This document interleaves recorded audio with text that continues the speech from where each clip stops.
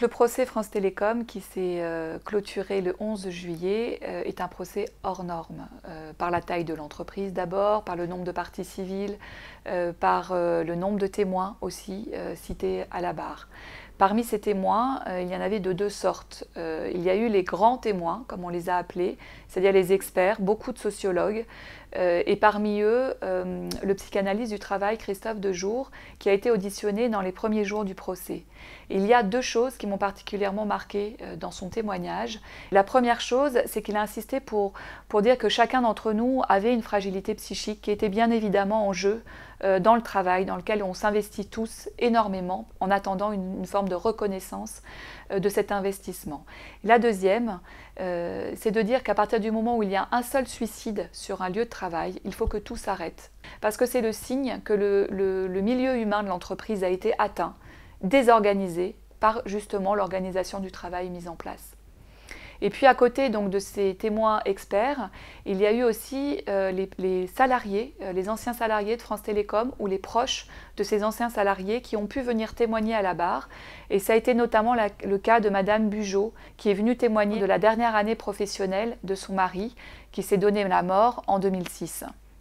Elle a détaillé comment son mari, qui lui n'avait aucune fragilité psychologique au départ, qui était très entouré par sa famille, avait peu à peu chuté à cause d'objectifs qu'il n'arrivait pas à atteindre et d'une trahison qu'il avait l'impression de faire par rapport à ses équipes. Et puis elle a eu ces mots à la barre qui ont été particulièrement poignants.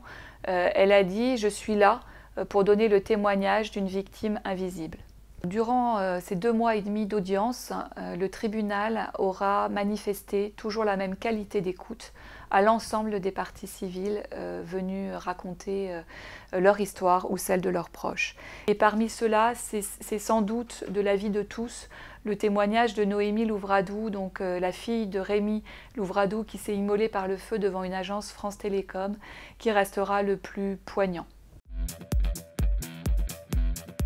Ceux qui m'ont beaucoup marqué pendant ce procès, c'est notamment Louis-Pierre Vénès, qui était du coup l'adjoint de Didier Lombard à la période des faits, et qui a voulu en fait, qui a voulu qu'on change de perception qu'on pouvait avoir de lui. En fait, il avait été qualifié de la brute en amont du procès, et en fait, ça a été celui qui a su le montrer le plus d'émotion, et en tout cas, qui a tenu vraiment à s'excuser auprès de ses collaborateurs s'il avait pu causer de la souffrance.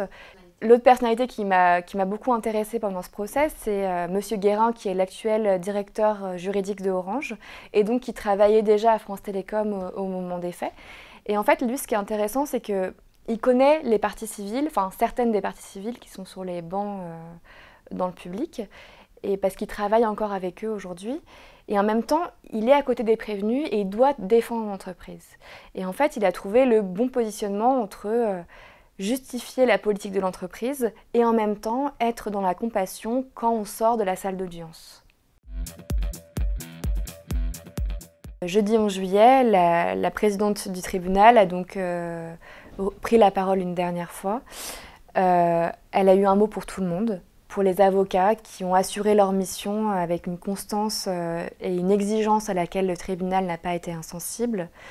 Pour les parties civiles qui ont toutes été entendues et qui ont su parfois surmonter la douleur et faire part de leurs mots avec une grande humilité face au tribunal.